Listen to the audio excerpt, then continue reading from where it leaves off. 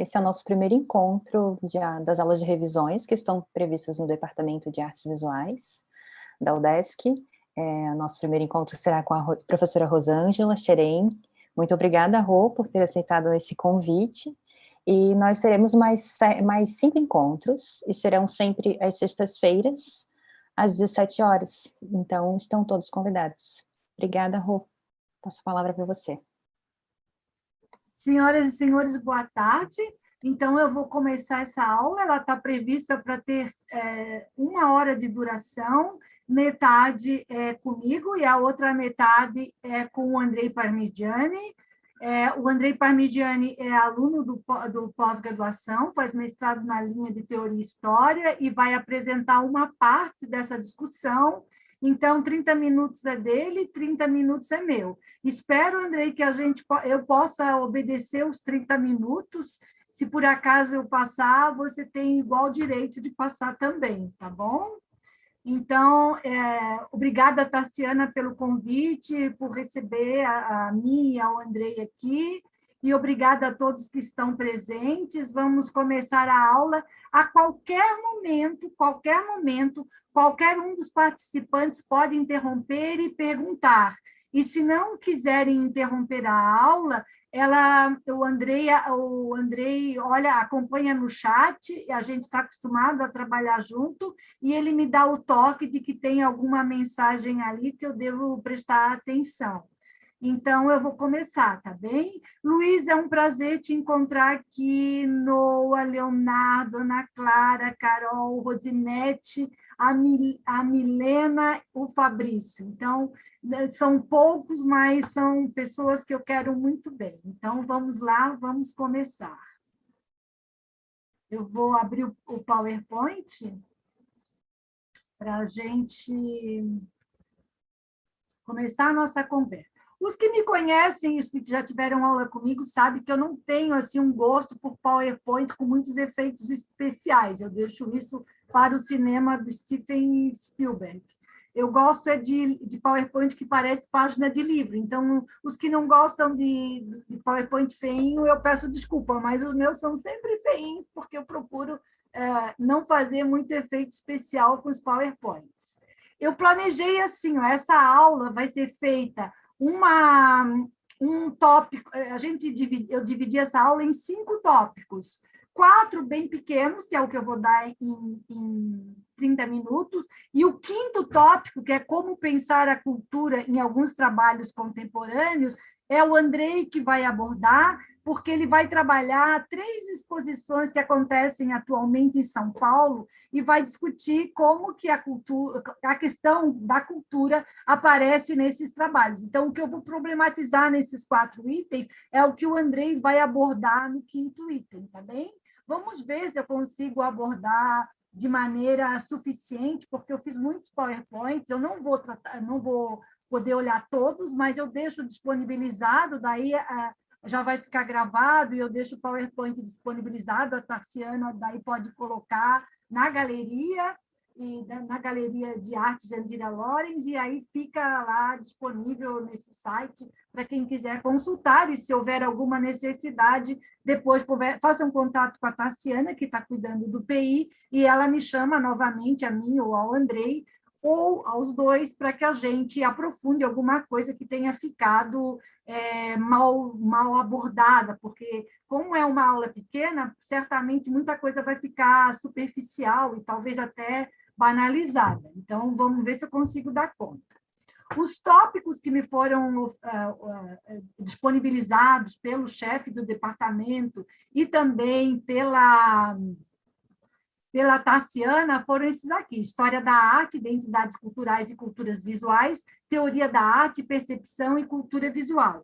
Então, é disso que eu vou tratar. Eu sei que vocês têm uma outra professora que vai dar uma aula também sobre cultura, que é a Débora Paceto, que é uma estudiosa dos estudos decoloniais. Então, eu não vou entrar na questão dos estudos decoloniais, porque a Débora é uma pesquisadora desse assunto, é uma estudiosa desse assunto e vai tratar isso com muito mais propriedade. Eu vou me deter em algumas questões teórico-conceituais que fazem parte do meu repertório. E aí vocês, por favor, me interrompam, perguntem. Eu vou tentar abordar isso de uma maneira bastante clara, porque são os alunos que vão fazer a prova do ENAD. Então, esse exame, a gente não tem como prever exatamente quais são as questões que vão cair. Mas, se vocês tiverem uma chave para entender o que é cultura e como é que a cultura se relaciona com a obra de arte, e como é que cultura e obra de arte se relacionam com a história da arte, certamente vocês terão condições de dar de 10 a 0 nesse exame, e não só porque vão fazer o exame, mas porque também têm interesse, curiosidade, e vão tornar esse repertório mais sofisticado e mais complexo. Então, lá vai a primeira questão relacionada a esse repertório da cultura e a relação com a história da arte. Eu vou começar por uma definição que está num filme do Jean-Luc Godard, que chama Je vous salue Sarajevo,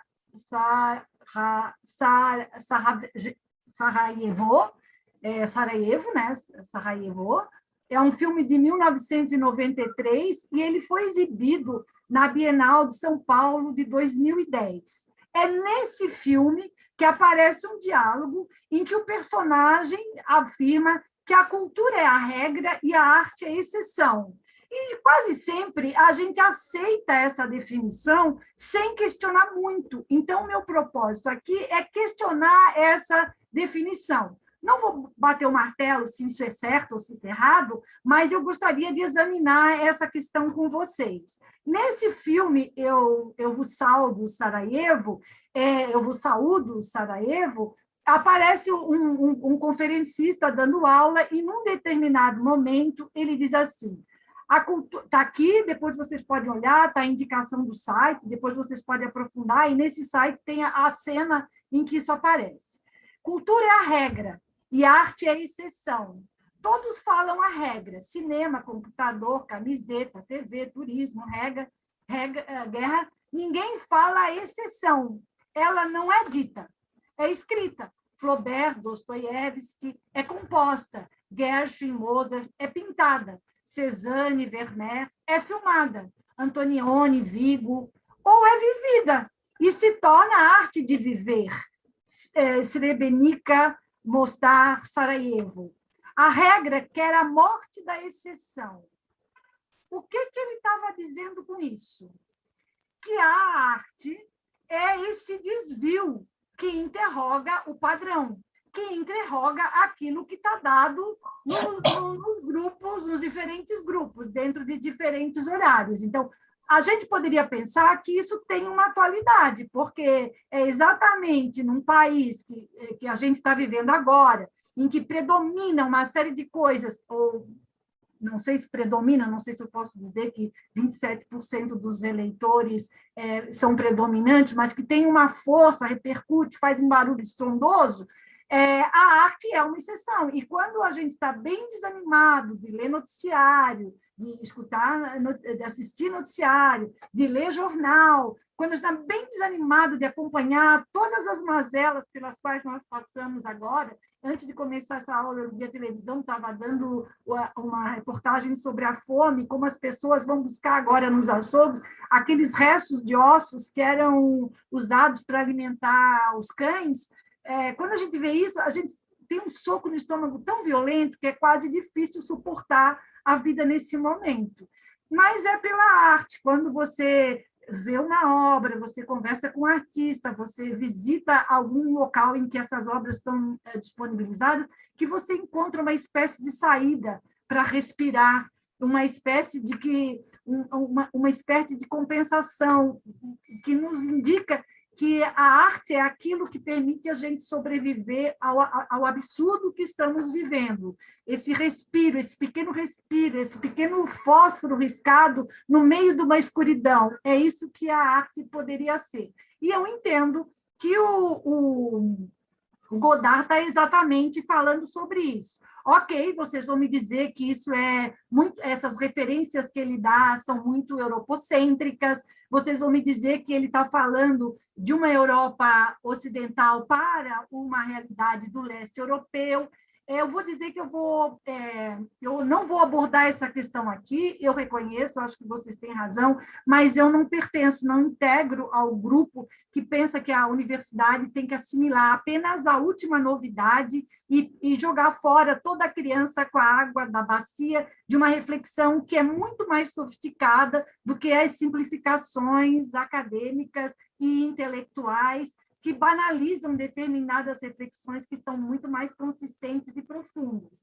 Eu prefiro repensar essas questões junto com outras que estão mais perto de mim. Então, é por isso que eu comecei examinando a definição de cultura que está nesse filme. Mas eu não sei se eu estou de acordo com essa definição, por uma relação bem específica. Não é possível separar a cultura da arte. Toda a arte ela está inserida em determinados contextos. Então, agora vamos examinar um pouquinho o que são esses contextos e o que é isso que a gente está chamando de cultura, para poder pensar essa segunda afirmação. Se a primeira é cultura é a regra, a arte é a exceção, a segunda é: será mesmo que a arte está desvinculada da cultura? Será que é possível pensar que a arte é uma exceção dessa regra? Ou seria melhor a gente pensar que a arte é a maneira como essa regra é pensada? Aí valeria a pena abordar os conceitos de cultura. Então, eu vou dar o mais simples, porque só pensar o que é cultura daria pelo menos uma disciplina de um semestre, pelo menos, e muita bibliografia que vocês sabem que existe sobre esse assunto. Para além das últimas novidades, a gente tem uma tradição da antropologia, da sociologia e tudo mais. Então, eu só vou dar uma definição que permite a gente estabelecer um raciocínio. Para pensar, assim, qual seria a diferença entre cultura e sociedade? A gente teria que pensar que, quando se pensa o conceito de sociedade, se está pensando um conceito que tende mais ao universal, que tende mais ao predominante, que tende mais ao homogêneo. Então, é ao universal e ao homogêneo que pertence o conceito de sociedade. Se vocês pegarem livros de história da arte, aqueles que vêm da pré-história aos dias atuais, ou da pré-história às vanguardas, a gente vai ver que ali dentro tem uma noção de sociedade, que é como se toda a história da arte pudesse ser comportada para toda a sociedade, mesmo que essa sociedade não seja planetária, que seja só a sociedade ocidental. Mas cultura não pode ser, não tem a ver com essa compreensão universalizante e totalizante, que tende àquilo que tudo abarca. Para pensar cultura, seria preciso pensar certas coletividades, reconhecer como se formam e como emergem, ganham visibilidade certas comunidades organizadas por códigos e regras, que possuem, portanto, estruturas simbólicas e modos de classificar, modos de viver.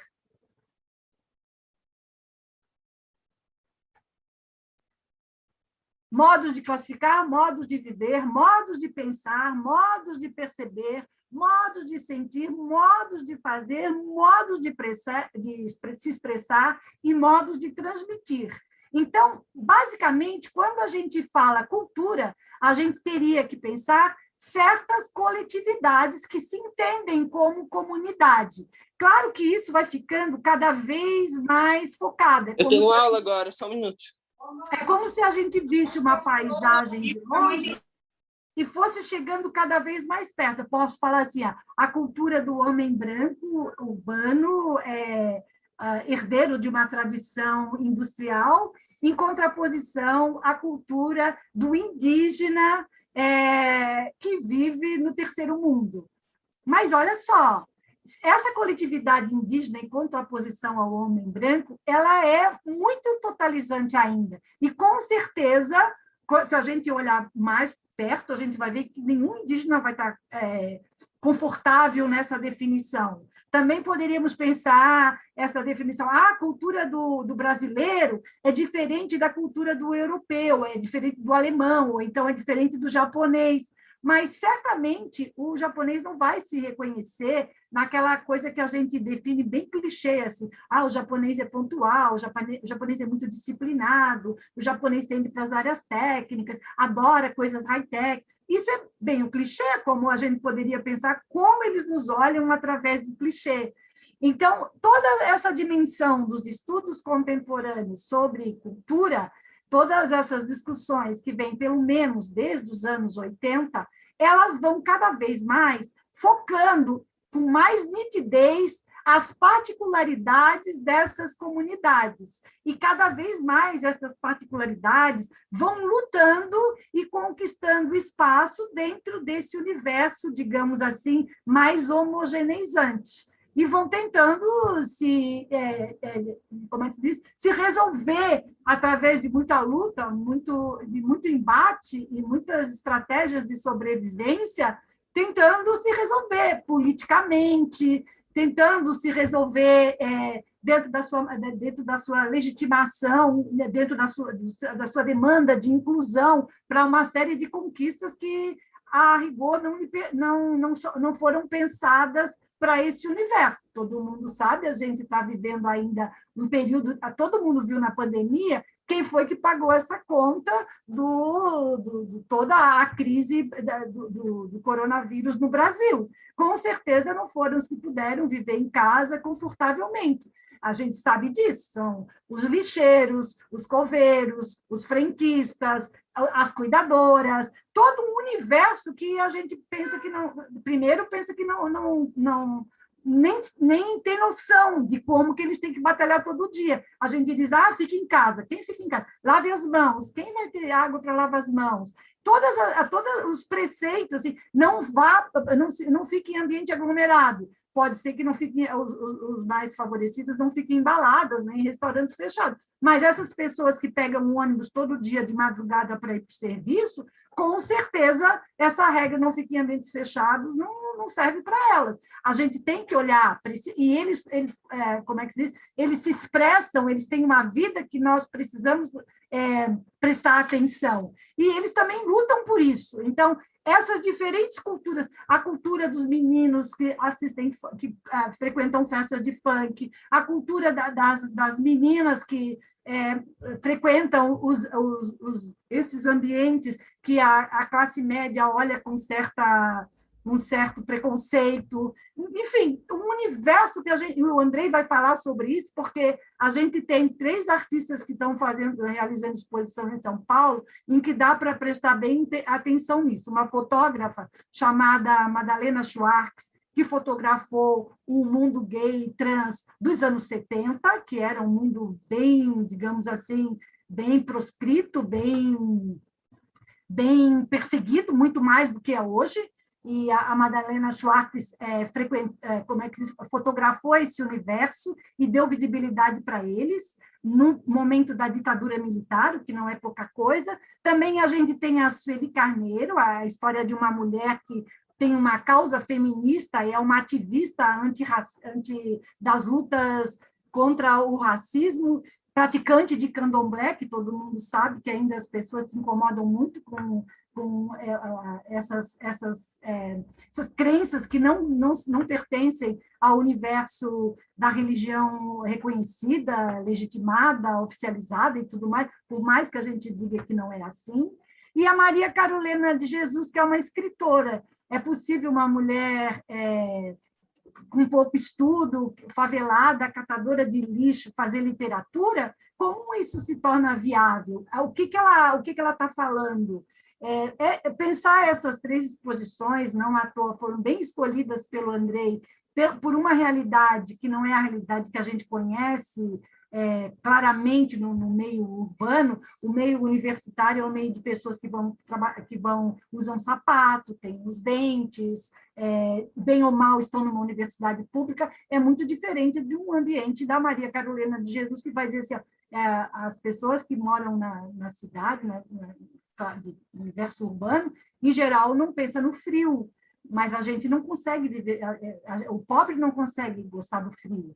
E a gente, que bom que está chovendo, eu estou em casa no meu cobertor. Então, o que essas pessoas, o que essas artistas, o que essas exposições têm para dizer desse universo cultural que, a rigor, nós conhecemos tão pouco, ou conhecemos em muito menor proporção do que os outros universos que a história da arte costuma abordar, né? Lembrando aqui que a Rosana Paulino diz uma coisa que eu acho muito importante, que é a história da arte vive como se não tivesse problema, como se tudo fosse lindo, belo e não houvesse conflito.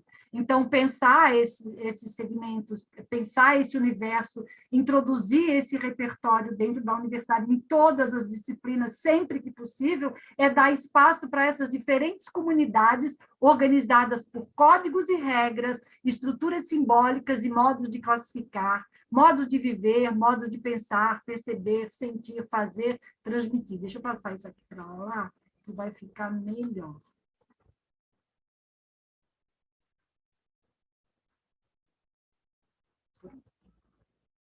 Então, é isso. Eu deixei aqui para vocês uma definição bem sofisticada do o que é comunidade, então. Cada PowerPoint que eu deixei para vocês, eu deixei uma explicação sobre o que é comunidade. O primeiro que eu abordei como comunidade... Então, assim, pensar comunidade dentro dessa perspectiva de entender a cultura é uma dimensão política. Não é possível pensar cultura sem pensar política. E isso não vale só para hoje, e isso não vale só porque agora é moda os estudos decoloniais. Se a gente quiser ir aos antropólogos clássicos que estudaram o Brasil, ainda assim eles tinham uma compreensão de cultura. Quando essa ideia de ouvir o outro, transcrever, é uma compreensão. Outra ideia é deixar o outro falar, e nem é deixar, é reconhecer o direito dele falar, reconhecer o direito dele se expressar, alcançar aonde que isso está colocado na arte e legitimar esse espaço sempre que tivermos oportunidade. Isso é uma dimensão política. A primeira compreensão de comunidade é de um filósofo espanhol chamado Francisco Ortega, que trabalha um texto muito bonito sobre a política da amizade, onde ele vai dizer assim que a democracia se costuma pensar que é o lugar do voto, do partido, das eleições, dos governantes, da soberania. E a política geralmente aparece como espetáculo, um aparelho administrativo. Mas reinventar o político, buscar um outro caminho para a imaginação, pensar de outra maneira, além do que se é, experimentar o que não se conhece, tornar-se outro, é uma maneira de reinventar o político, é uma maneira de abrir o pensamento para uma democracia do porvir. Eu gosto muito dessa definição e acho que essa definição enriquece a compreensão de cultura com relação a isso que a gente está chamando de comunidade. Ele vai ter várias referências, uma referência na noção de política da Hannah Arendt, que a política é colocar-se no mundo, e está para além dessa questão do voto, do partido e das eleições. A compreensão do Foucault, que é a amizade como um fenômeno político, os amigos fundam um novo modo de viver, baseado em outras crenças em que eles são mais amigos do que cidadão, e eu não estou falando de favores e compadres, não estou falando disso, mas estou falando de um valor que é a amitícia. E o próprio Agamben, que diz que é preciso criar novas formas de vida, imaginar um novo direito relacional, possibilidade de constituir uma comunidade como um modo de viver compartilhado. Ele tem uma definição que eu gosto muito, e por isso eu peguei o Agamben no raciocínio seguinte, porque ele vai dizer que os animais coexistem, mas são os humanos que convivem, que podem... O que é conviver? É viver com, é consentir, é sentir com sentimento, partilha sem objeto. Essa compreensão ela é muito importante para a gente entender uma dimensão de cultura que está posta hoje nessas exposições, nessas outras afirmações que a gente poderia pensar contemporânea. Então, é a fundação de novas comunidades, para além de uma coletividade em que somos todos iguais, é uma coletividade em que se sente que se tem a noção do outro, e se consente, se convive, se compartilha aquilo que também é do outro. Então, ele vai falar sobre a amizade, o Agamben vai falar muito sobre a amizade, e vai contrapor isso à ideia do homo sacer. O homo sacer é um termo romano que significa daquele homem que foi derrotado quando os romanos iam conquistar as terras para ampliar o seu império. Aqueles que foram conquistados se tornavam qualquer coisa do vencedor. Ele poderia ser sacrificado, ele poderia ser vendido. Então, ele era um homo sacer, um homem que poderia ser sacrificado. Mas, se o romano entendesse, ele poderia ter benefício. De alguma maneira, somos todos um pouco homo sacer, embora alguns sejam mais homo sacer do que o outro, porque a gente não pode esquecer que um universitário não é a mesma coisa do que um pedinte, um morador em situação de rua, né? Aquele é o que não existe mesmo, muitas vezes não existe nem para nós que passamos perto, desviamos o caminho, etc. Então, essa ideia da amizade, que não tem elos de sangue nem elos sociais, e que forma uma comunidade de destino, que é o contraponto àquilo que é controlado das nossas vidas, é o controle de todas as nossas possibilidades de locomoção, de entrar e sair dos lugares, de todas as dimensões que nós temos de como seres controlados. Sorria, você está sendo filmado. A amizade, ela escapa disso. Então, a amizade é o oposto da gestão calculada da vida, é o oposto da necropolítica. Por isso que ela é uma comunidade de destino, funda uma nova maneira de ser. Na necropolítica, é o domínio, não mais a valorização, não mais da vida, mas a indiferença diante da morte. Eu nem preciso desenvolver muito isso, porque eu sei que todos vocês que fazem arte estão muito sintonizados com esse conceito nesse momento. Os outros dois autores eu fui colocando de dobradinha para vocês. Um é o Benedict Anderson, que é o irmão do Perry Anderson, que pertence a uma linhagem de marxistas que vão pensar a cultura, porque eles são ingleses, que estão pensando por que o marxismo não cumpriu a sua promessa revolucionária, como Marx pensou pelo operariado. Então, eles vão estudar a cultura do operariado inglês para entender o que não se realizou ali. E aí o Benedict Anderson vai entrar nesse conceito bem legal, que é o conceito de comunidade imaginada. Porque a comunidade, por exemplo, das travestis, ela aparentemente, ela não tinha visibilidade, é como se ela não existisse. Mas, nos anos 60, essa comunidade está se afirmando no Brasil, não só no Brasil, mas na América Latina, de uma maneira geral, e vocês vão ver isso nas fotografias da Madalena Schwartz. O que significa isso? A comunidade, ela emerge, ela ganha visibilidade. Nasceu ali? Provavelmente não, mas ali ela ganhou visibilidade. Esse conceito de comunidade, pelo Benedict Anderson, que foi primeiro pensado para o nacional, para essa coisa de que a gente valoriza o nacional, e a gente não tem bem noção de como é que isso está introjetado na nossa cultura, seja quando a gente reconhece o direito da homenagem ao soldado desconhecido, seja quando a gente torce para um time quando está acontecendo quando está um atleta, quando está acontecendo uma Olimpíada, quando está acontecendo um campeonato de algum esporte, ali está colocado um nacional que é o maior do que aquele nacional que foi, digamos assim, delineado desde o século XVIII, ou desde o Renascimento, com a formação dos Estados Nacionais, e com o século XVIII, com a criação do parlamento e tudo mais. Então, eu digo isso a partir da Revolução Inglesa, do século XVII, a partir da Revolução francesa no século XVIII. Então, a gente tem, no Benedict Anderson, uma preocupação de entender comunidade como comunidade imaginada. Então, eu coloquei aqui embaixo assim, o termo comunidades imaginadas passou a ser utilizado de forma mais ampla como sinônimo de uma comunidade de interesses, como, por exemplo, para se referir a uma comunidade baseada na orientação sexual, na consciência étnica, na consciência religiosa, na consciência ambiental e outras comunidades que vão se criando. Então, qual é o limite da comunidade?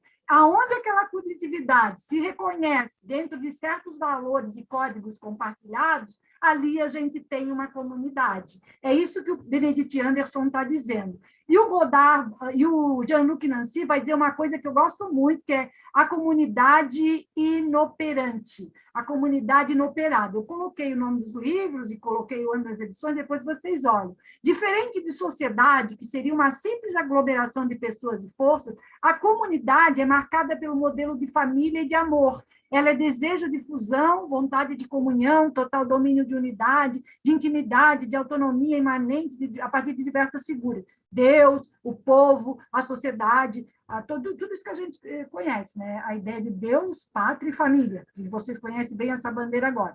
O que o Jean-Luc vai dizer? Essa ideia de comunidade como lugar do amor, do convívio, isso não existe. Isso é uma fantasia do homem moderno que pensa, na medida em que perdeu todas as convicções religiosas, que projeta uma utopia nessas comunidades. E a gente sabe, tanto pelo pessoal das utopias do século XIX, quanto os movimentos de contracultura que criaram comunidades, como existia ali uma ideia de um convívio harmonioso e tudo mais. Essa crítica é o que o Jean-Luc Nancy vai fazer. Vai dizer que essa comunidade não existe, ela é inoperante, essa comunidade que protege, que é baseada nos princípios de Deus, o povo, a nação, a família, etc., é uma comunidade que não existe, porque ela é baseada numa compreensão de essência, de natureza, uma compreensão ontológica. Aí ele vai dizer assim, maio de 68 abre para muitas coisas, sobretudo para pensar o desejo de uma democracia. Todo mundo lembra quais os lemas de maio de 68, né?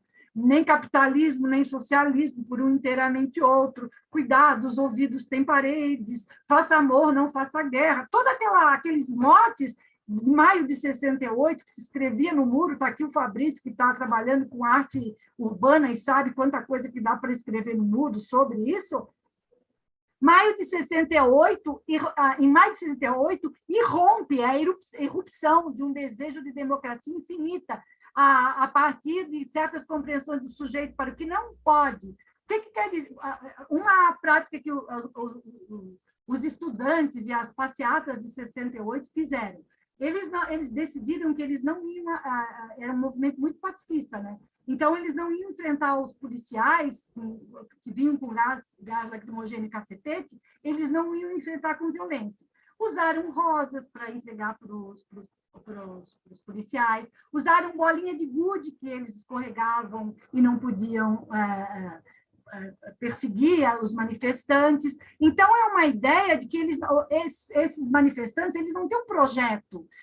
Nós queremos tomar o poder. A questão não é essa, é formar exatamente uma comunidade de desejo, que está sempre onde a gente não alcança, né? O desejo nunca está onde a gente pensa que está. E eles vão trabalhar essa compreensão, que só o desejo permite partilhar um desejo, se reconhecer a partir de um desejo, é que constitui uma comunidade. É isso que o Jean-Luc Nancy chama de comunidade inoperante. Depois, o Bataille vai pensar a ideia de sacrifício, a ideia de morte como uma dimensão da comunidade, e o Blanchot vai trabalhar nisso também como a ideia de comunidade inconfessável. O que eles dizem antes? Ambos. Um pensamento sobre a morte da comunidade. A morte é a nossa comum impossibilidade de ser aquilo que nos esforçamos para ser, porque se tem uma coisa certa é que vamos morrer, né? Somos, de certeza, e o que nos une e, ao mesmo tempo, o que nos diferencia é que somos descontínuos. Cada um de nós aqui nasceu e vai morrer em momentos diferentes, somos seres descontínuos, mas isso é certo, vamos morrer. Então, essa ideia de que somos indivíduos isolados e que a morte é aquilo que nos liga, é o que torna essa comunidade possível. Ele vai pensar possibilidades para alcançar essa comunidade. Está aqui uma indicação de bibliografia, algumas ideias que eu pensei, das coisas que eu li. Se depois vocês quiserem falar de comunidade, André e eu podemos pensar um curso para dar. Mas isso vai ficar para um outro momento. É só para lembrar quanto essas noções de cultura têm a ver com isso, porque vamos pensar aqui o caso de Maio de 68, esses espaços de desejo. Aqui coloca para nós um compromisso político de que outros desejos são possíveis, que lutas não foram contempladas, estamos muito longe da ideia da luta de classe, que era a ideia do operário e do burguês industrial. Aqui a gente já está em outros fragmentos, direito da criança, direito do adolescente, agora a questão dos idosos, a ideia, todas as possibilidades, todas as nuances que estão dentro dessas últimas conquistas e que vocês viram nas obras de arte, que a gente está vendo hoje em qualquer exposição ou qualquer trabalho que se chame de arte contemporânea, né? Então, a gente está aqui nessas comunidades movidas pelo desejo, nessas comunidades imaginadas, nessas noções da morte, tanto a morte que nós compartilhamos, e sobretudo agora nós compartilhamos a morte, nunca foi tão possível entender isso, porque cada um de nós sabe quantas pessoas perdeu nesse período da pandemia, e mesmo os que não perderam, pessoas que morreram de Covid, eu perdi meu pai em março desse ano, e ele foi velado 2 horas. O que a gente pode se despedir de uma pessoa que viveu quase 90 anos em 2 horas? Então, assim, todos nós podemos pensar nesse momento outras possibilidades para pensar a morte e, a partir disso, outras possibilidades para pensar a vida, delinear outras maneiras de viver. Se não quisermos pensar nossos mortos, pensemos a nós mesmos, porque nós imaginávamos uma catástrofe nuclear, uma guerra atômica, um meteorito vindo de algum lugar, uma alteração climática bárbara e arrebatadora e repentina. O que nós não pensávamos é que seríamos ameaçados por um organismo que nem é ser vivo, porque tem uma discussão toda enorme na biologia que considera que um vírus não é sequer um ser vivo, ele é um organismo que precisa de um ser vivo para poder hospedá-lo. E a gente nunca imaginou que seria refém, não fazia parte das nossas vidas. Eu lembro exatamente o último dia que eu estava dando aula para a primeira fase, em comecinho de março de 2020. Assim, a gente não imaginava isso. Jamais imaginaríamos que estaríamos aqui, né, Gustavo, assistindo às aulas de online assim. Jamais pensaria que eu daria aula, me apaixonaria pelos meus alunos online. Isso era impensável para mim. Enfim, formamos outra comunidade, e o que eu vi, a gente estava falando antes da primeira fase, né? Como esses alunos que entraram a partir de um vestibular, que já sabiam que ia ter que ter aulas online, que eles não iam ter naquele momento aula presencial, como eles já entraram com essa noção de comunidade e como que eles se organizaram muito diferentemente, muito mais rápido do que as turmas que tinham entrado online. Certamente estavam muito mais preparados que muitos de nós, professores. Então, vamos aqui. Aí tem uma discussão bem legal do Peter Paul Pelbart, que vai pensar a comunidade dos sem comunidades. Aqui ele vai reafirmar essa ideia que a comunidade nunca existiu, que 68 foi uma espécie de marco, e aí ele nos propõe pensar a comunidade lá onde a gente não vê comunidade, e que isso seria uma espécie de ética que contempla também a esquisitice e as linhas de fuga, os novos desejos das comunidades emergentes, as novas formas de associar-se e dissociar-se que estão surgindo nos contextos mais auspiciosos ou desesperadores. Para o historiador da arte, isso não é pouca coisa, porque a gente vai fazer exposições, a gente vai dar espaços para determinados indivíduos que a gente vai considerar artistas ou não, a gente vai escrever textos sobre eles, a gente vai olhar os fenômenos que estão acontecendo ao nosso redor. Tem um movimento que acontece na cidade, sobretudo por meninas e por uma população periférica que chama slash. Isso não faz parte da história da arte. Tem um movimento, tem um universo de mulheres artesãs que estão desaparecendo, que são as rendeiras, e que tem um fazer marcado na tradição. Os livros de história da arte não sabem como tratar isso, e elas são como os vagalumes, seres em extinção. Então, a gente tem muita coisa para pensar em relação a essas comunidades, essas outras possibilidades, entender o que é comunidade e o que a comunidade tem relação com o conceito de cultura. Vocês estão confortáveis? Eu posso seguir adiante? Preferem que eu interrompa? Por favor, me coloquem, me digam o que vocês estão achando para eu poder saber para quem que eu estou dando aula ou para quem que eu estou matando de cansaço.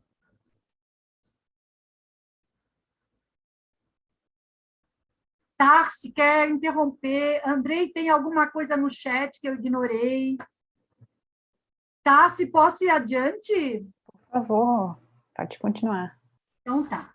Então, o conceito de comunidade está dentro daquela primeira, desse segundo item aqui. Eu estou examinando essa afirmação do Godard, da relação entre arte e cultura, daí eu entrei no conceito de comunidade, e aí eu fui nesses slides que mostram os diferentes entendimentos sobre comunidade, mas eu escolhi todos os autores que problematizam para nós essas outras possibilidades de pensar comunidade, então, que nos põem a tarefa de pensarmos a cultura como uma dimensão política e uma dimensão dentro desses novos entendimentos sobre o que é cultura e o que é coletividade e o que são essas coletividades que compartilham desejos, projetos, esquisitices e tudo aquilo que o Peter Paul Pelbart fala. E agora eu vou entrar numa outra possibilidade de entender os estudos culturais. Eu escolhi essa porque vocês falam, não, mas que convencional, depois que deu todos esses conceitos tão atuais, por que a Rô escolheu trabalhar um livro de história da arte tão convencional? Por uma razão bem simples, queridos. Primeiro, porque vocês estudaram esses livros, se não estudaram no segundo grau, esse livro do Gombrich, que chama História da Arte, ele é um livro muito conhecido nas escolas de segundo grau. São Paulo adotou isso no ensino público, acho que da prefeitura. Na prefeitura, não, do Estado, no segundo grau. Vocês vão usar em algum momento, vão consultar na biblioteca, se não tiver um professor que use textos desse material.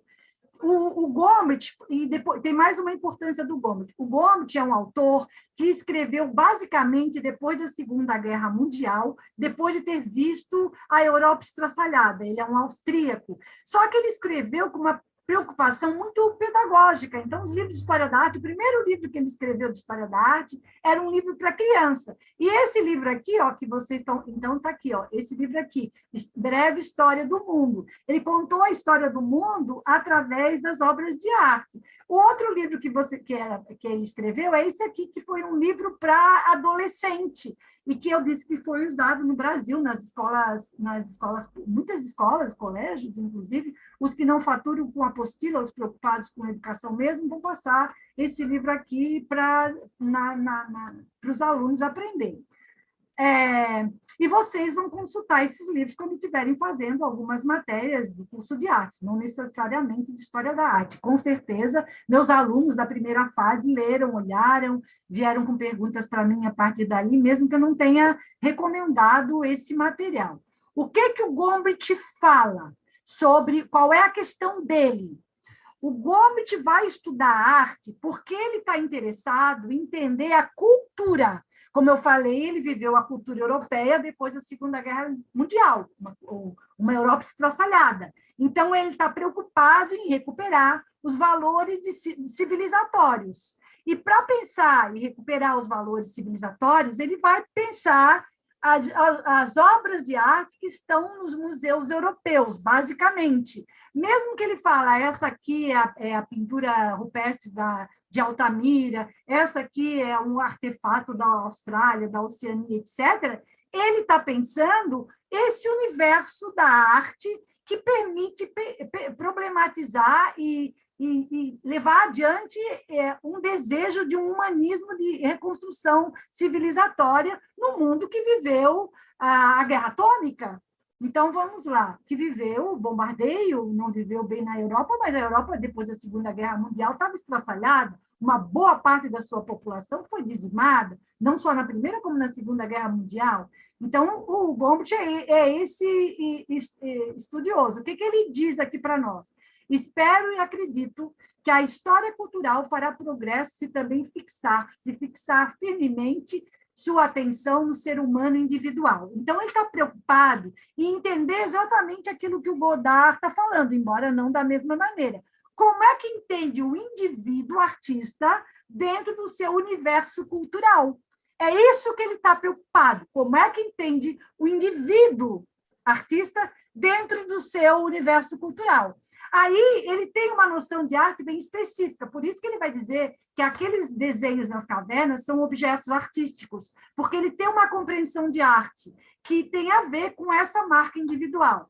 Ok, vocês vão dizer para mim, mas não pode ser bem individual, porque aqueles homens ficaram 5.000 anos entrando nas cavernas e fazendo coisas que já está, inclusive muitas pinturas foram feitas em cima de outras pinturas. Ok, mas o Gombrich pode pensar que existe uma maneira de fazer isso que não é comum a todo mundo.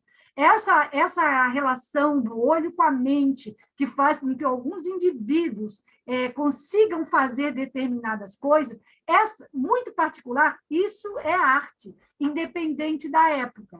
Vocês podem discordar, e eu vou concordar com vocês, porque a maior parte dos objetos que a gente vê nos museus não deviam estar lá e não foram feitos para a gente cultuar como obra de arte. Eles tinham sentido num contexto que, às vezes, é religioso, que, às vezes, é utilitário numa realidade cotidiana, como, por exemplo, as jarras, os pratos de cerâmica, que não deviam estar lá, digamos, as cestarias, a tecelagem, que, na maioria, muitas vezes, estão nos museus, e quando eu digo nos museus, esses grandes museus que foram referências para a formação de um repertório de história da arte. Então, não acredito, e tem uma outra coisa que o Gombrich está dizendo, que é bem importante, dá para a gente entender como é que ele chega até a arte, ele vai chegar até alguns elementos da arte do século XX, mas vai, como eu poderia dizer, ignorar as experimentações do começo do século, como as proto-performances, os ready-mades, muitos elementos do construtivismo. Ele vai ignorar isso, e, sobretudo, ele vai ignorar aquelas experimentações que dão nas fotografias de montagem, muita coisa que ele não considera objeto de arte. Não acredito na ideia de vanguarda, como não acredito em progresso na arte. Na ciência, essas ideias são aceitáveis, existe progresso, o conhecimento pode sempre se revisar em relação ao conhecimento anterior, mas em arte, o que vale é a obra encantar e promover admiração ou não. Então, o Gombrich tem uma ideia de belo. Ele tem esse homem que viveu 2 guerras, ele traz uma noção de belo. E uma noção de belo a partir de um repertório que está nos museus. Então, ao mesmo tempo que ele está tentando entender qual é o contexto que criou aquelas obras, ele está respondendo para aquele universo cultural no qual ele está inserido. Aí ele vai mostrar aqui qual é a sua aposta nisso, porque ele está educando, por isso que os primeiros livros dele têm essa preocupação pedagógica. Durante minha vida profissional, assumi um compromisso com a racionalidade e com o sentido simples das coisas. Sou o primeiro a reconhecer que algumas das grandes obras de arte se apresentam envoltas em mistério, mas não creio que isso nos permita falar delas com uma linguagem, um estilo hermético. Então, ele vai com uma preocupação muito didática. Aqui vocês podem me questionar, mas não dá mais para pensar a arte como um padrão, um critério de beleza e felicidade. É verdade, não dá. Mas o que o Gombrich está pensando, que nos interessa aqui, é entender que a arte tem relação com a cultura. Ok, há um ponto cego dele ali, porque ele não percebe que aqueles objetos que estão no museu chegaram naqueles museus que ele está estudando a custas da exploração do colonialismo e do neocolonialismo. Ele não está pensando nisso. Ele também não está pensando que aquilo que a gente está chamando de arte, para aqueles homens que viveram aqueles objetos, aquilo não era obra de arte. E ele não está, essas questões ele não está problematizando, mas ele faz um esforço muito grande para a gente entender qual era a relação que aqueles indivíduos tinham na sua cultura para fazer determinadas coisas. Por exemplo, uma questão que ele vai estudar muito é a maneira como os egípcios olhavam. Quando os egípcios iam pintar, fazer uma pintura, os egípcios pintavam tudo do mesmo tamanho. Então, tudo que tem aqui na minha sala, numa pintura egípcia, ia ser tudo do mesmo tamanho. O que tivesse, e em listas, de mais para baixo para mais para cima. O que tivesse mais embaixo é o que estaria na frente, primeiro plano. E o que tivesse bem em cima seria o que está mais atrás. Mas tudo teria o mesmo tamanho. E tudo seria perfeitamente simétrico e perfeitamente teria um duplo, um equilíbrio perfeito de duplicidade. Ele vai explicar qual é o contexto do egípcio que permite entender isso. Então, ele vai pensar a particularidade com que o artista fez, a singularidade com que o artista fez determinadas coisas, nessa espécie de cartografia, onde ele mapeava todo mundo que ele conhecia como um duplo para a eternidade, ele vai tentar entender como é que essa singularidade traz elementos que são daquela cultura, daquelas compreensões religiosas, daquelas compreensões políticas, daquelas maneiras de entender o mundo, daqueles códigos e daquelas simbologias. É por isso que o Gombrich tem uma relação da história da arte com a cultura. Mas não é uma compreensão como a gente pensa contemporânea. É verdade, tá? E o Andrei que vai apresentar os artistas que não vão concordar com o Gombrich, aliás, vão fazer um esforço muito grande para ignorar essa herança e essa tradição. Mas eu sou historiadora, queridos, e eu acho bem importante a gente saber que a maior parte das coisas que a gente pensa não nasceram hoje, a gente não está inventando a roda. Portanto, essa relação da arte com a cultura já foi objeto de preocupação de outros historiadores, de outros teóricos em outro momento.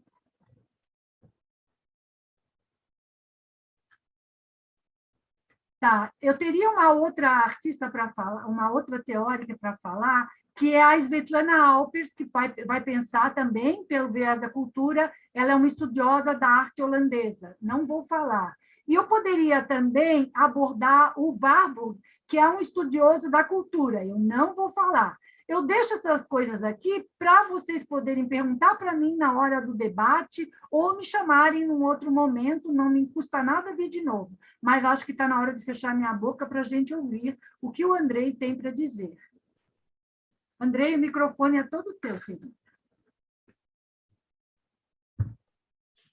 Oi, pessoal.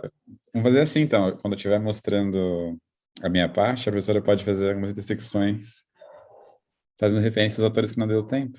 Não sei, uma ideia. Mas também a gente vê como for funcionar. Se eu não fizer, é porque não vai precisar de mim. Tá bom. Vou compartilhar aqui, então, a minha tela. Só um minuto.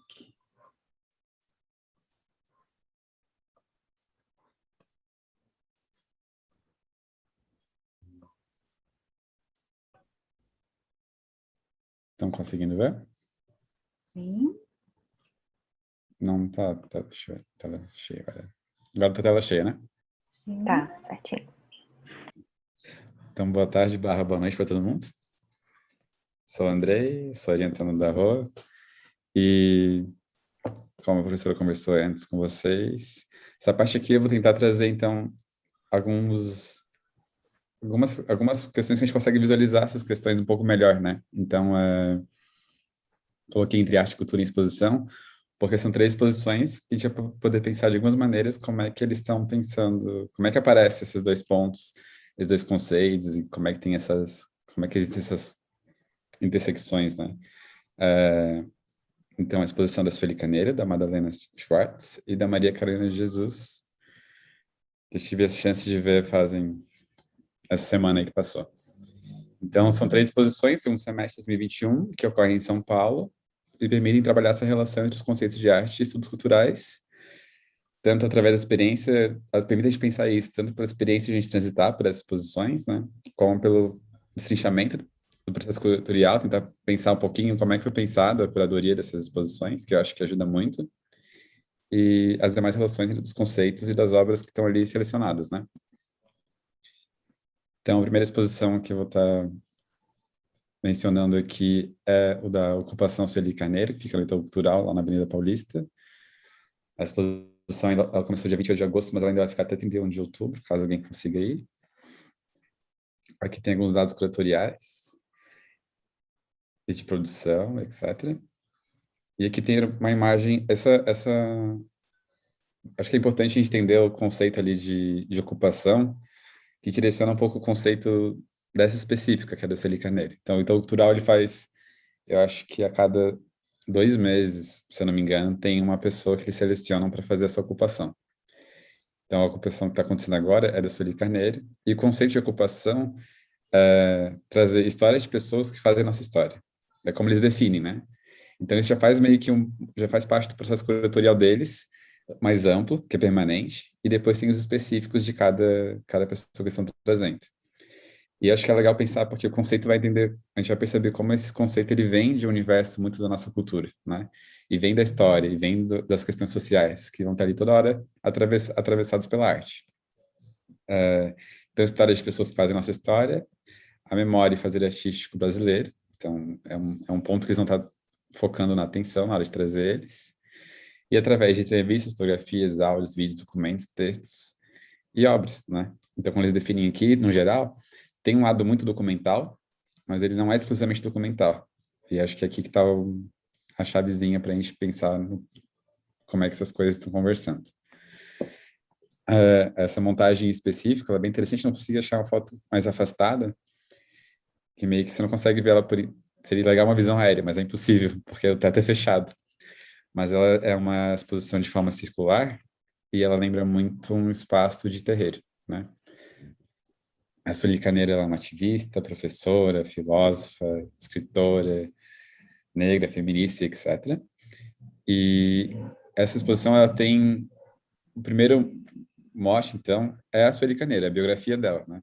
Então, como é que foi o trajeto dela, qual a história que ela escreveu, com quem ela conversou, que coisas o que ela conseguiu criar, os reconhecimentos que ela trouxe, a importância do trabalho dela, etc.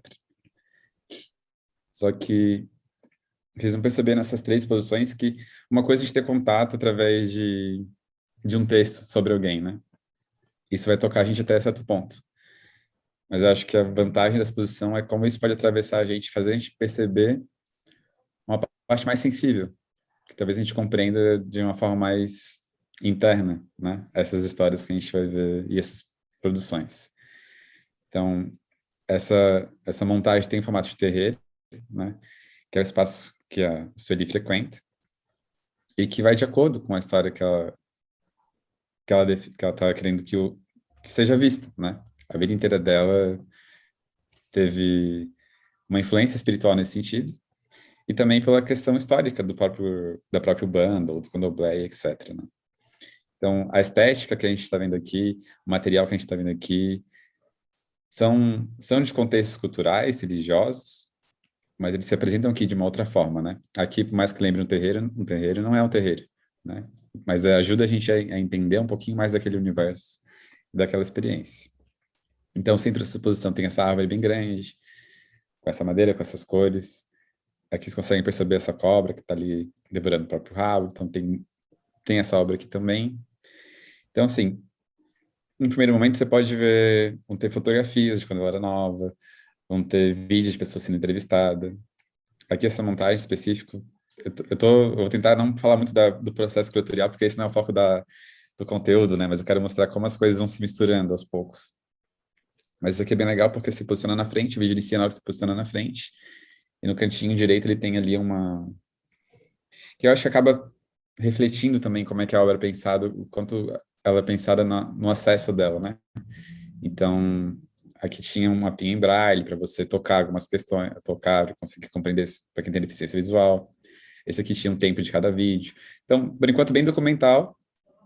Talvez a gente não associaria normalmente a relação com a arte, né? Mas tem uma seleção de fotografias específicas, tem entrevistas específicas, tem aqui ela já adulta, tem uma questão bem documental.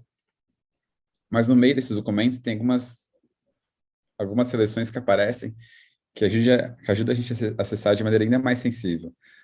Um dos arquivos que tem nessa exposição são essas 2 páginas do caderno dela que ela tinha deixado escrito as músicas favoritas dela.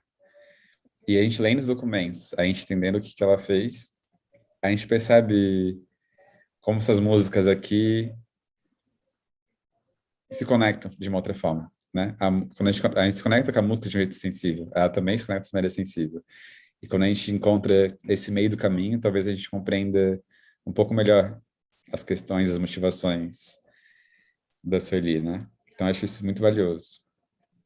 Também aparece aqui na exposição algumas fotografias que não são necessariamente fotografias que ela apareça, ou dela, ou de algo dela, mas são coisas que acontecem no mesmo tempo, ou no mesmo lugar, ou através do mesmo princípio, que conversam com o que ela faz. Então, é uma outra forma de a gente estar acessando essas imagens através desse contexto que vai fornecendo a gente uma outra leitura, né? Uma leitura mais complexa e também cria direção, mas também aproxima algumas questões, afasta outras questões, né? Uma outra coisa que também tinha nessa exposição são algumas poesias, alguns textos. Esse aqui especificamente era sobre Sueli diretamente, mas tem outras poesias que estão na exposição que não é o nome da Sueli, mas que conversam com as questões que ela traz, né? Então, esse aqui fala dos negros, fala da questão da filosofia, do matriarcado, fala do racismo, né? Então, tem uma questão de denúncia. Então, a gente vê que conversa. Isso aqui é uma outra parte que eu achei bem interessante, que são, se vocês acessarem o site das 3 exposições, como a gente está nesse momento de pandemia, eles estão deixando o site bem completo, quase como uma versão virtual da exposição. É uma experiência diferente, mas não deixa de ser bem interessante e bem completa.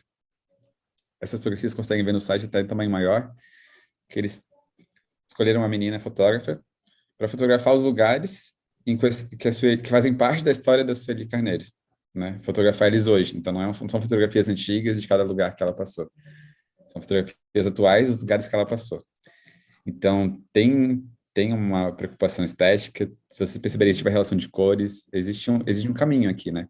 Aqui, a fotografia, ela entra como objeto de arte mesmo, muito além do documental, que tem um recorte específico, né? Então, acho bem legal esse outro olhar para essas imagens aqui no contexto da exposição da Sueli, né? Talvez essas imagens aqui no contexto de uma exposição de fotografia sobre cidade seria totalmente diferente a nossa leitura, né? Então, acho legal pensar um pouco isso. Peraí que eu apertei o botão, avancei muito. E para não esticar muito, como tem três obras, queria ficar 10 minutinhos cada uma. Se alguém escreveu no chat, eu não estou conseguindo ler direito, então se precisar me avisar. Eu vi que apareceu um recado, não sei se foi para mim. Alguém disse que está contente, a Mi disse que está contente com a aulinha do Andrei. Eu também. Tá. E aí, por último, queria mostrar essa foto aqui que eu consegui fazer lá, que eu acho que ela sintetiza bastante. Esse vestido aqui era um vestido que era da Sueli Carneiro, que ela usava no terreiro, quando ela era jovem, e que ela deixou para a filha dela. E a filha dela é artista, e ela, além de usar esse vestido, ela também fez uma intervenção com bordado. Né? Vocês podem ver que tem umas palavras escritas ali espalhadinha pelo vestido. Então, esse vestido, ele é o atravessamento entre a arte, a cultura e a história, e acho que ainda mais pontos, né? Então, ele tem muitos valores intrínsecos aqui dentro que eu acho que é bem interessante a gente pensar esses atravessamentos. Aí agora eu vou para a segunda exposição, que é da Madalena Schwartz. A exposição foi feita lá no IMS. Essa aqui é a única que já encerrou dessas 3, que ela encerrou agora semana passada. Ela tem um recorte específico, que eles chamam de As Metamorfoses, Travestis e Transformistas na São Paulo dos anos 70. E ela também tem essa relação de atravessamento bem interessante entre arte e cultura. Eu não consegui colocar a legenda em muitas imagens aqui, para a gente não ver várias, porque falta ter certeza das informações, de deixar sendo que colocar errado. Mas no site algumas não tem legenda mesmo, e algumas vão ter legenda mais detalhada. Então, a Madalena Schwartz, ela é bem interessante. Opa, o slide está carregando devagar e deu pulando sem querer. que tem uma visão geral da exposição. E ela é uma fotógrafa interessante porque ela tem uma história de ser lavadeira.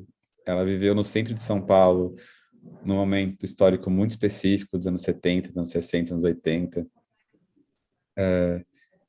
Ela vai mostrar uma sensibilidade que ela tem por tudo que acontece ao redor dela ali.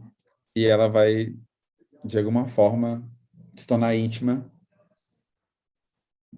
dessas pessoas em específico. Das travestis, dos trans, transformistas, etc. Numa época que ainda não estava se criando no Brasil uma imagem, né, dessas pessoas. Então, a fotografia dela tem uma relevância em vários sentidos, né? E hoje, pensando na história dessas pessoas, a gente tem que pensar quando é que surge a história delas, né? Como é que surge a imagem dessas pessoas aqui no Brasil. Então, uma das propostas, pelo que eu vi das entrevistas editoriais, é justamente essa. Pensar quando é que nasce essa estética, essa representação, né? Então, eu acho que isso é um ponto muito relevante. E vocês vão perceber que nas fotografias delas, conseguem perceber que ela não é um olhar do tipo paparazzi, não é um olhar do tipo policial, não é um olhar, acho que nem voyeurístico, é um olhar muito do íntimo, daquela pessoa que conheceu o retratado, daquela pessoa que conversou, que conseguiu criar uma intimidade, que essas fotografias elas são resultado de um tempo de conexão, né? Não é aquele olhar de alguém que passou e percebeu alguma coisa diferente. Então, acho que elas são muito bem cuidadas. Então, aqui, bastidores de maquiagem, conversas. Tem algumas outras fotos que são bem o retrato da vida da pessoa, além dessa questão dela estar mostrando facetas, né? Tem o show, tem a performance, tem a família, tem a diferença do que ele está fazendo porque é uma questão de show, de performance, e aquele que está fazendo isso na sua intimidade, aquele que faz em segredos, né? Aqui uma outra fotografia dela, que eu acho muito legal essa justaposição, que é da cidade, aqui do Copan específico, que é onde ela morou. Então, tem uma questão social ali muito forte, imersa, que ajuda a gente a entender quando a gente combina essas fotos na exposição. E aqui uma foto dela já é muito mais famosa, que é do Ney Matogrosso, foi capa de álbum, se não me engano. Não sei se é essa específico, mas algumas dessas aqui foram capas de álbum. E material de divulgação, e que ganhou reconhecimento, etc., que são resultados desse processo dela de muito tempo, né? Não foi daqui que começou. Só que essa exposição, além de mostrar essas fotografias da Madalena, ela está combinando com alguns arquivos. E são arquivos que estão trazendo muito da cultura daquele momento, né? Então, aqui, por exemplo, é um livro, que já é um guia que existia naquela época, nos anos 80, que mostrava, por exemplo, onde é que tinha o espaço muito bem específico. Que mictórios e que saunas que acontecia a relações que não eram heterossexuais, né? Então, era como uma lista que estava fornecendo que espaços eram esses, que lugares eram esses. E ele ajuda a gente a entender a clandestinidade, a proibição, o perigo, o risco, que comportamento que aquelas pessoas estão sendo retratadas viviam, né? Então, não é só a cidade, mas também a relação delas com o espaço, né? Aí aqui tem revistas e jornais, que também bem relevantes, porque a gente tem nosso olhar aqui agora, né? Talvez para minha geração já, não é raro ver fotografias assim. É uma geração que tem já... Tá bem devagar a internet. Que tem um pouco mais de acesso a essas imagens. Mas pensar isso nos anos 70 era diferente, né? E entender também a realidade dessas pessoas nos 60 é uma realidade diferente dos trans hoje. Ainda que seja difícil, né? Então aqui, por exemplo, nessa manchete, homossexuais do Itamaraty já podem sair à luz, né? Então, se a manchete tem esse nível de absurdo, imagina essas fotografias, né? E também não eram fotografias que estavam ali sendo exibidas o tempo inteiro e sendo reconhecidas como uma coisa legal, né? Que ela fazia. A gente tem esse olhar um pouco mais posterior. Claro, existiam os públicos paralelos. Aí essa outra capa aqui, que ajuda também a compreender esse momento. Então, ali o título, do Sodoma ao Auschwitz, a matança dos homossexuais. Então, enquanto no jornal saía isso, ela estava fazendo aquelas fotografias super sensíveis que a gente viu ali, super humanas, super, não sei, de alguma forma, muito artísticas, né? Muito sensíveis. Destoando disso aqui.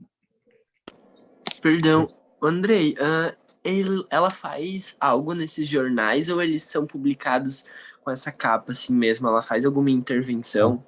Não, os jornais aqui eles entram na exposição como objetos complementares para pensar esse tempo, Aham. e não como uma produção dela ou arquivo dela mesmo, porque o Ah, Instituto Pereira Salles, que é onde acontece a exposição, ele tem um acervo muito grande de fotografia, e isso inclui revista e jornal. Então, sim. eles pegam outro material do acervo, junto com o material do fotógrafo, que também está no acervo, e fazem essa conversa, né? Que ajuda a gente a perceber esses outros tons. E também tem uma outra parte na exposição, com fotografias de outros transexuais, transvestis, que não são do Brasil, que não foram fotografados por ela, né? Porque tem essa proposta que é um pouco mais ampla, que é ver como essa conversa existe, né? Essa cultura visual existe, essas pessoas existem, e por aí vai. Então, isso aqui, eu não tenho a legenda certinho, mas, se eu não me engano, era na Venezuela. Mas Ok, obrigado. ela vendeu muita fotografia como freelance para revistas. Essas festas assim mais Ah, espalhafatosas, ela vendeu para revistas, né, Andrei? sim. Tem algumas que eram até capa de alguma notícia ou outra, mas eu não tinha mais esse arquivo aqui, não cheguei a guardar, então não trouxe. E aqui já é uma fotografia mais no sentido de estúdio, fazendo alguma experimentação. Algumas a gente tem nome das pessoas, outras a gente não tem esse nome, mas dá para ter uma noção dessa relação entre a cultura e a arte muito forte, né? E aí, por último, acho que essa aqui que fica mais... Eu acho que é a que está mais marcado porque ela tem... Não sei, acho que ela me atravessou um pouco mais. Essa acabou de abrir. Acho que eu não coloquei a data aqui, né? A metade da tela está tampando. Essa, então, da Carolina Maria de Jesus, ela tem esse recorte que é um Brasil para os brasileiros.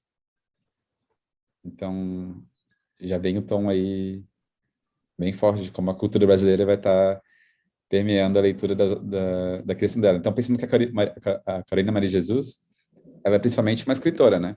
Ela escreveu Quarto de Despejo, uma escritora negra, pobre, que viveu em São Paulo. E aí, como é que como é que uma exposição, como é que uma escritora passa a ter uma exposição que é uma exposição de arte num todo, e não só de literatura, né? Então, a gente tem aqui um trecho de um texto dela, vou ler bem rapidinho. Eu não tenho complexo de cor, porque eu gosto de ser preta. Se Deus enviasse-me branca, creio que ficava revoltado. Quando leio nos jornais, Carolina Maria de Jesus, a preta da favela, fico contente. Favela, lugar dos pobres. É a manjedoura da atualidade. Cristo nasceu numa manjedoura. Se renascesse, seria numa favela. O recanto dos que não podem acompanhar o curso da vida. Então, aqui a gente tem um acesso a esse conteúdo da Maria Carolina de Jesus. E as obras elas estão tornando esse acesso ainda mais sensíveis. Então, muitas das obras que aparecem lá não foram criadas para essa exposição específica, mas elas conversam diretamente com o texto da Maria. Então, às vezes a obra foi influenciada pelo texto dela, às vezes não foi influenciada diretamente, mas foi indiretamente. Às vezes tem o mesmo sentido que o texto dela tem, e às vezes vai abrindo outros sentidos, porque as obras têm essa capacidade de criar novas leituras, né? Então, nessa exposição, a gente percebe isso muito forte. Essa aqui é uma obra desse Yuri Cruz, a Anastácia, que a gente tem essa imagem, a gente conhece muita imagem dela por causa daquela máscara que colocavam as pessoas escravizadas, né? E essa tela em si, ela vem junto com um santinho, então você poderia pegar um santinho. Então tem uma oração que foi escrita também, aí tem a relação da escrita e a arte aqui que se mistura de novo, bem interessante. Aqui algumas obras embaixo de uma outra fala da Carolina de Jesus, que é: o Brasil precisa ser dirigido por uma pessoa que já passou fome. A fome também é professora. Então, quando a gente vê essa obra aqui, por exemplo, que é uma bandeira do Brasil feita de esponjas, sustentada por uma vassoura, que tem esponja na ponta, e a gente pensa no texto da América, a gente pensa na vida da Carolina de Jesus, essa obra se intensifica, né? E a própria, é um vai e volta, é uma troca, né? E acho que isso vai acontecendo o tempo inteiro. Então, aqui, de uma das formas que isso aparece. Alguém fala alguma coisa? Não. Não?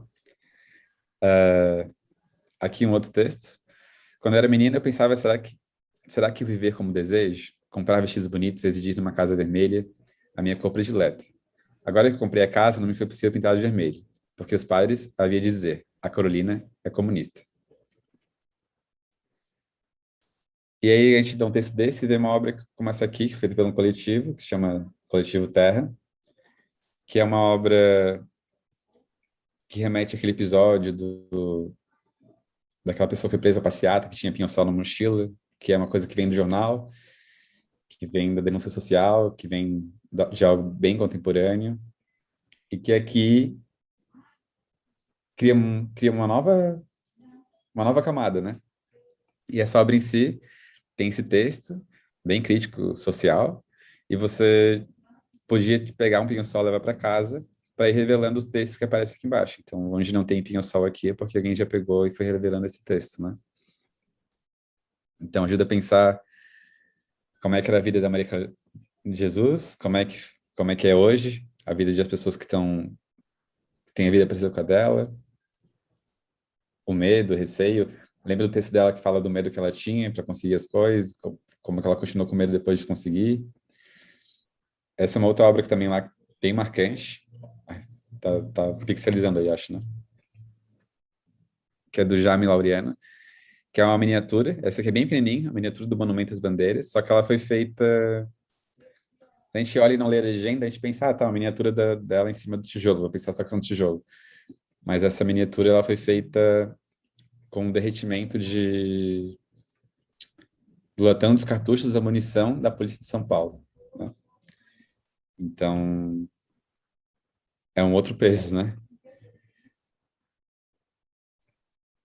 Aí aqui no meio da exposição a gente encontrou um outro texto dela, esse manuscrito mesmo, que ela fala da dificuldade que ela tem, como é que ela começou a escrever os diários dela, e depois do que motivava ela a escrever, né? Então, quando ela escreve aqui: eu escrevia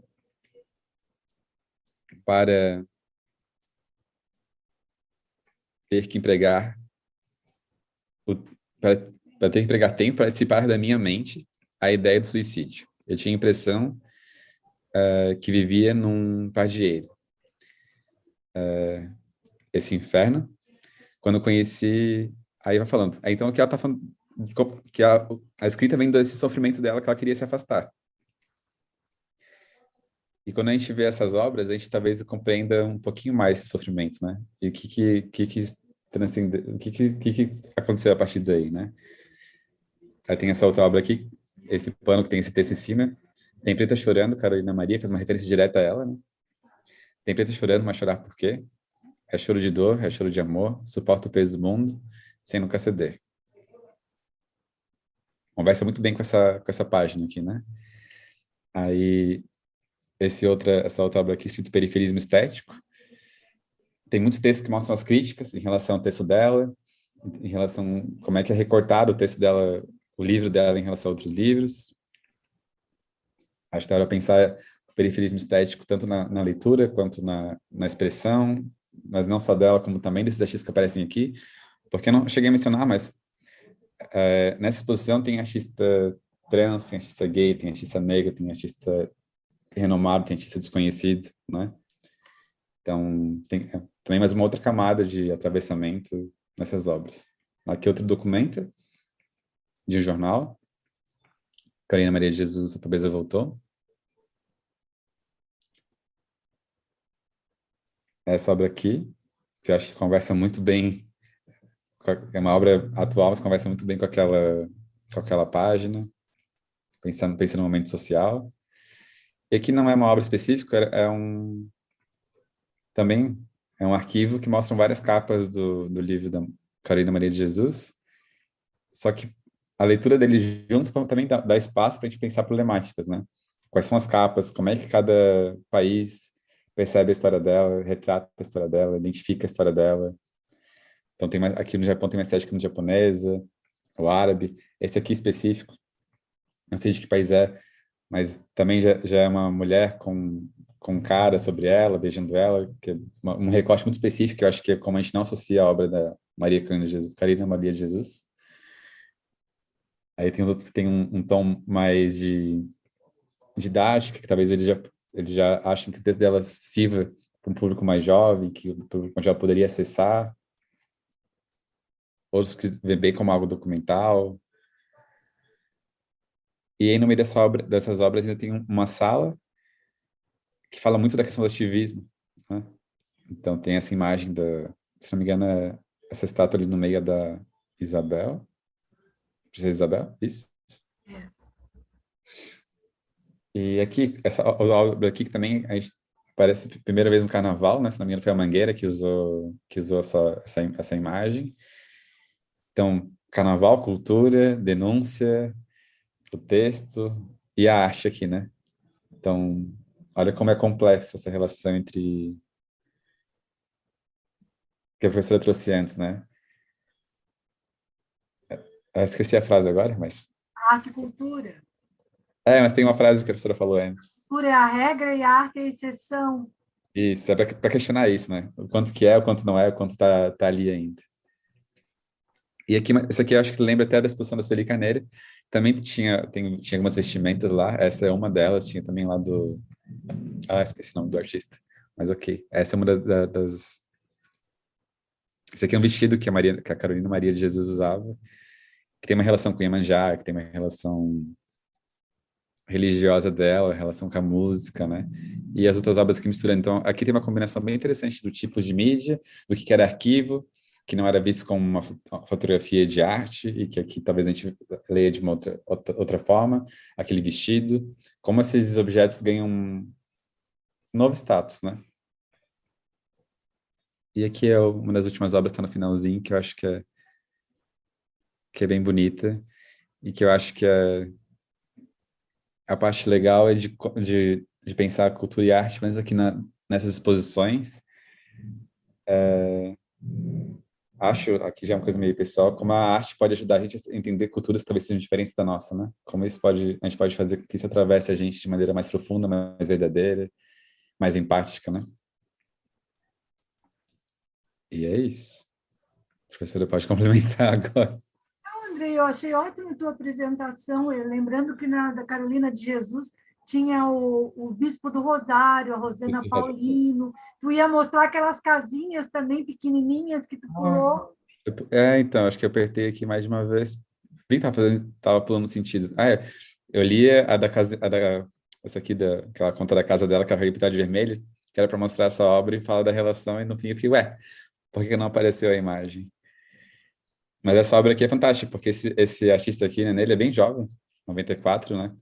Ele faz várias miniaturas, entre aspas, dessas casas que a gente, ao invés de ter uma fotografia que a gente vê de uma comunidade, algo assim, ele cria essas miniaturas.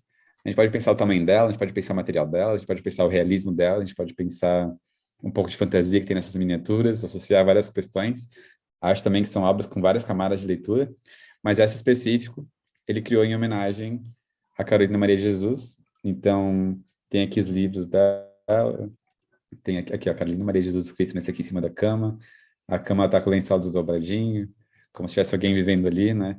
Tem esse calendário que é bem clássico, então tem aquele periferismo estético, eu acho que também daria para pensar que aquela outra obra, o que ele quer dizer com isso, né? Existe uma identidade aqui que eu reconheço ali do Monte Cristo, por exemplo, né? Que é um bairro que eu vou algumas vezes, então eu sei que isso aqui é muito real daquele momento ali, isso aqui já era real em outro momento, isso também é real de outra cidade, e são essas culturas que estão vivendo ali, né? Que estão existindo, resistindo. É isso.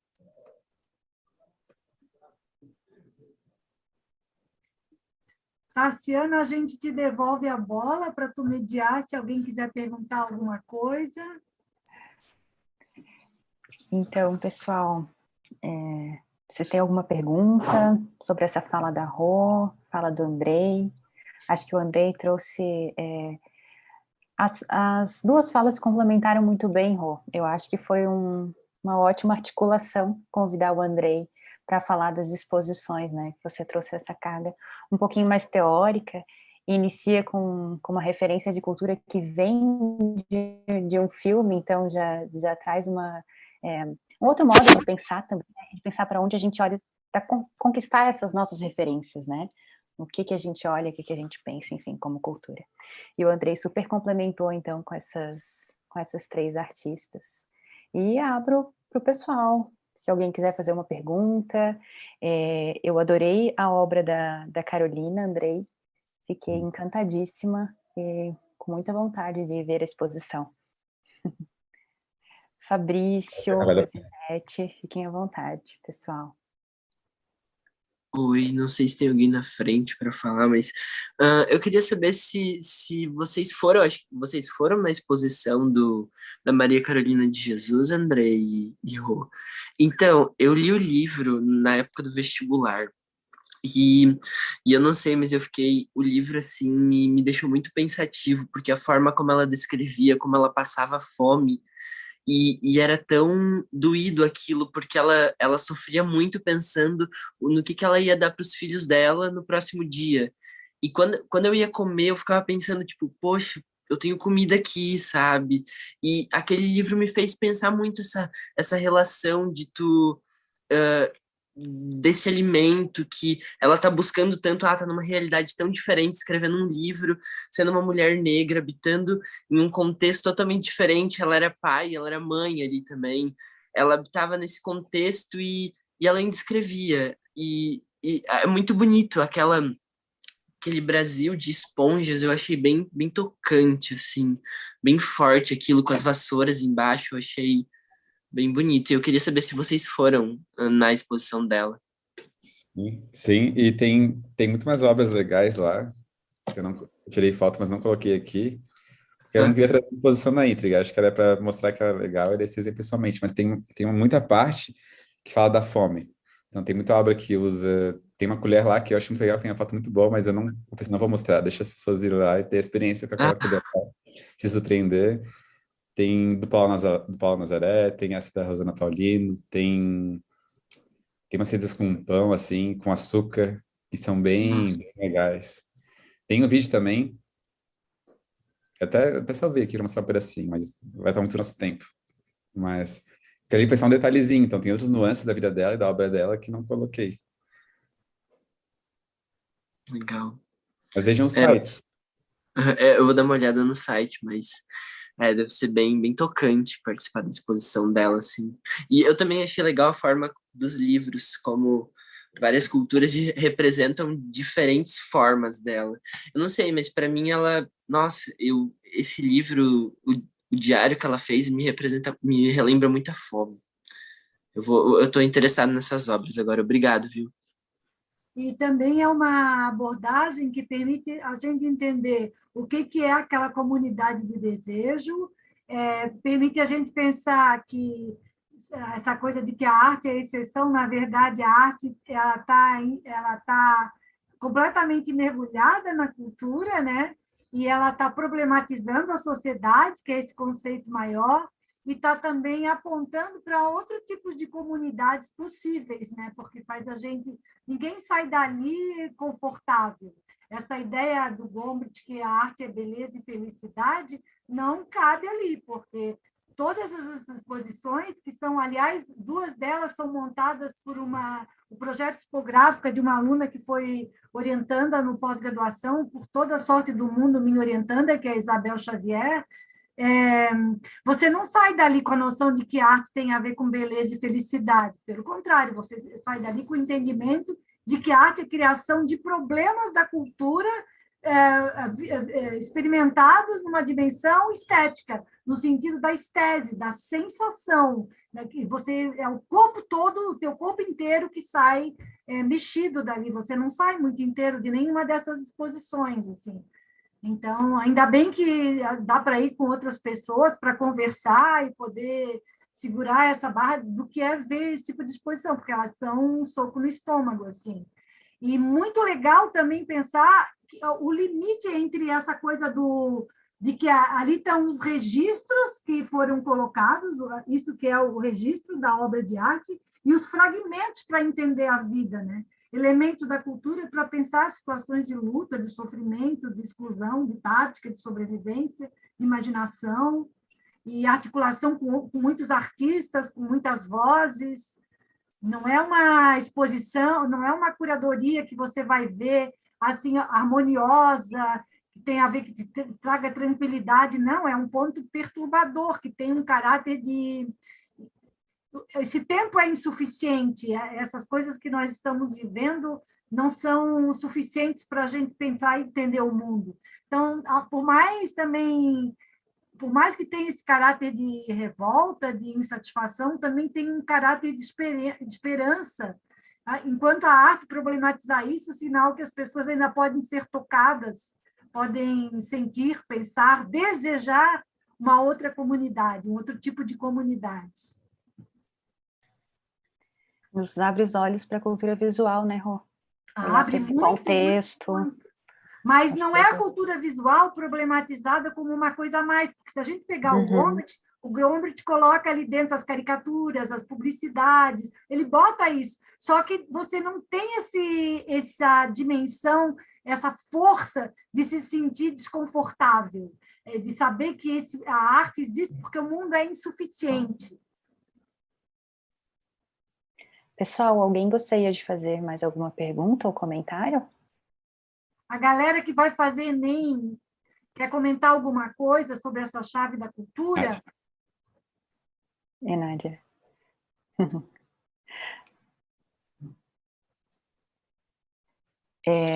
Rô, já que não tem nenhum comentário por enquanto, eu achei muito intrigante, assim, quando você fala do Foucault, e fala sobre o cuidado de si e a amizade como política.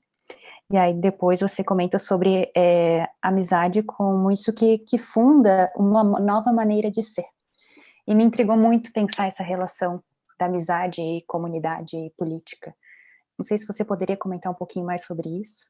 Posso, Tarsi. E essa discussão é bem longa, ela também não nasce com Foucault. Os gregos e os romanos, no período da decadência do Império Romano, no período da decadência da polis grega, já pensavam assim, outras maneiras de existir, de fazer política, que não era a política da ágora, onde estão só os iguais, mas era a política daqueles que ficavam no portão, que em grego quer dizer estoa ou estoai, e que dá origem aos estoicos, né? Ou aqueles que se reuniam na casa de um homem que tinha cálculo renal e muita dor, se reuniam no jardim, e que era a casa do Epicuro, né? Então, você tem lá nos gregos da decadência da Grécia, lá nos romanos da decadência do Império, uma preocupação com a amizade.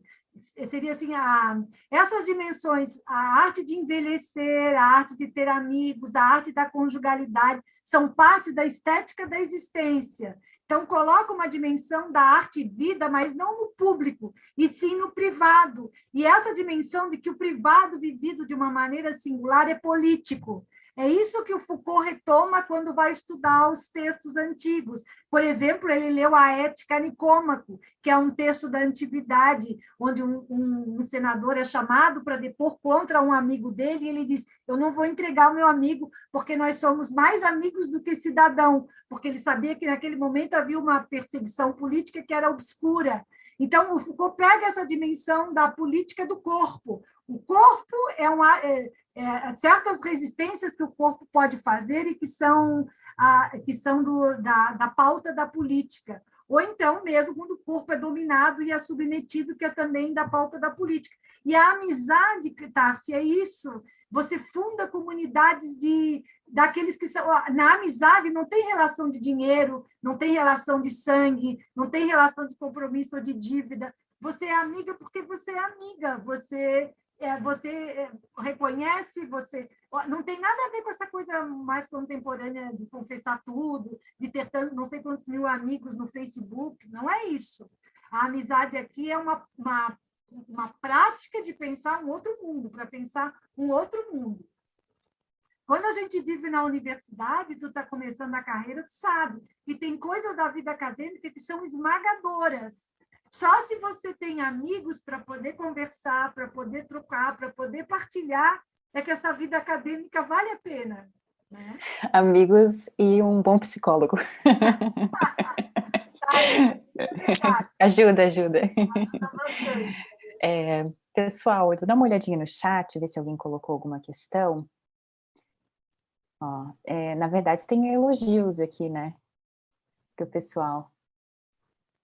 Então, se caso alguém não tenha mais alguma pergunta ou algum comentário, eu penso que a gente poderia finalizar, Rô, se você concordar.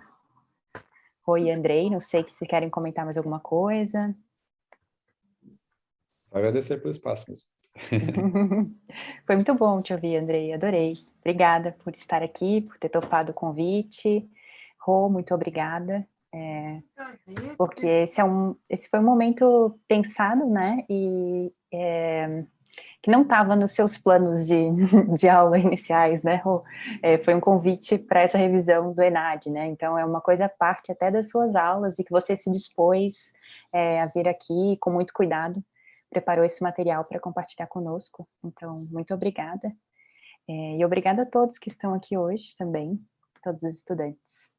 Obrigada a todos vocês, muito obrigada pelo carinho, eu acho sim, acredito muito na política do sensível, na política do afeto, e acho que a gente partilha muitas coisas em comum, por isso que vocês gostam dos mesmos assuntos que eu, e vamos combinar, tá? Que é uma sorte a gente trabalhar com artistas, estar no meio de gente que curte arte, porque a gente pode sonhar outras coisas juntos, né? E, de certa maneira, a gente pode se proteger dessa brutalidade que vive no momento. Então, obrigada a vocês por estarem aqui, por compartilharem conosco. Boa noite, bom final de semana e até outro momento. Beijo a todos. Tássia, obrigada, querida. Andrei, querido, é um prazer compartilhar coisas com você. Posso só, então, terminar com uma frasezinha que eu tentei copiar da sua fala, mas não sei, me perdoe se ela não ficou exata, mas é que você comenta que a arte é aquilo que permite respirar em meio ao abismo em que vivemos. Então, acho que a gente pode fechar assim hoje, a nossa sexta-feira. Muito obrigada a todos. Um abraço.